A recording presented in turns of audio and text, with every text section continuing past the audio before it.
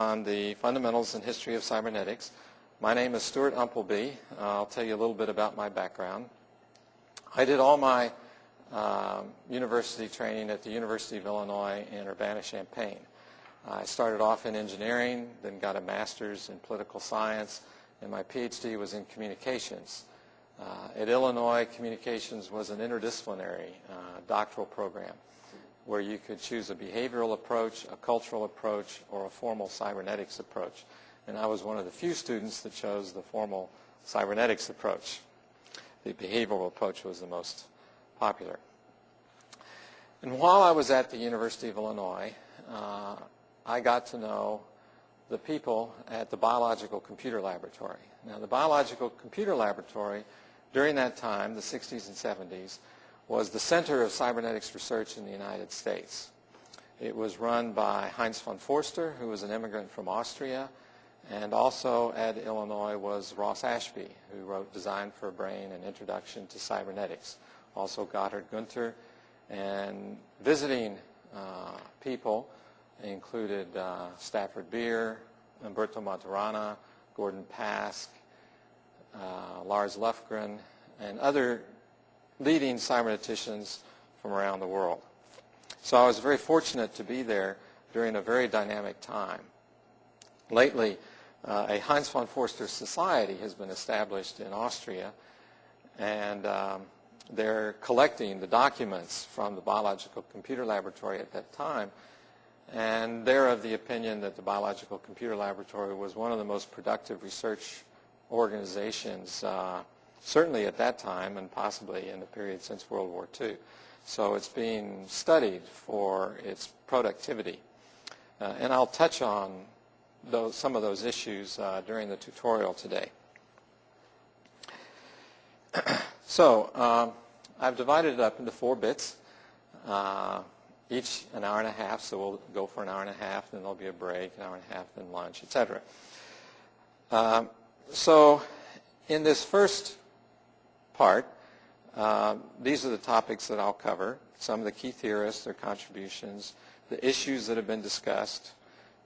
My approach to theories is that they are answers to questions. And if you don't understand the question, you won't fully understand the answer. Also, I like to think of theories as a sequence of explanations. And in order to understand the importance of an explanation, you have to understand the previous explanation. And in order to understand that explanation, you have to understand the previous explanation. That gives you the meaning and significance because ideas are invented to cope with problems, and you need to understand the problem in the social context. Okay, so this first part will be an overview of the history of cybernetics. We'll go from World War II to the present. The second part will be the early years of cybernetics, what is often called first-order cybernetics, or engineering cybernetics. The third part, after lunch, will be second-order cybernetics, or biological cybernetics. And the last part will be social cybernetics, and that will include social systems, economic systems, philosophy of science, etc. Okay. So, cybernetics began in the period certainly immediately after World War II, but also during and before World War II. There were, when it became organized was during a series of conferences in the late 40s and early 1950s that were organized by the Josiah Macy Jr. Foundation. The conferences were always held in New York City, approximately one a year, between 46 and 53. There were no transcripts from the first 5 conferences, but there were transcripts from the second set of 5 conferences, and those have now been republished by a guy named Klaus Pius in Germany. So they are available. what happened during World War II was the application of science to the solution of the problems of the war. Logistics, radar, the atomic bomb, all of those entailed the use of science and mathematics to the management of large systems. And as a result of that stimulus of the war, many new ideas were developed. And people wanted to discuss those ideas, and so they got together at the Macy Foundation conferences. Now, the people who attended the Macy Foundation conferences became quite well known, or were well known at the time. They included people like John von Neumann, Margaret Mead, Gregory Bateson, Ross Ashby. Heinz von Forster wasn't very well known at the time. Alex Bavelas. They were chaired by Warren McCulloch, who was a professor at MIT. And I'll be saying more about these people. The title of the Macy Foundation conferences was rather long. It was Circular, Causal, and Feedback Mechanisms in Biological and Social Systems. Now, when Norbert Wiener published his book, Cybernetics, in 1948, Heinz von Forster suggested that the conferences be called instead Cybernetics, Circular, Causal, and Feedback Mechanisms in Biological and Social Systems, which is how they came to be called the Conferences on Cybernetics. Now, as I have in a sense indicated by the organization of the tutorial, I think in terms of three major periods in the history of cybernetics.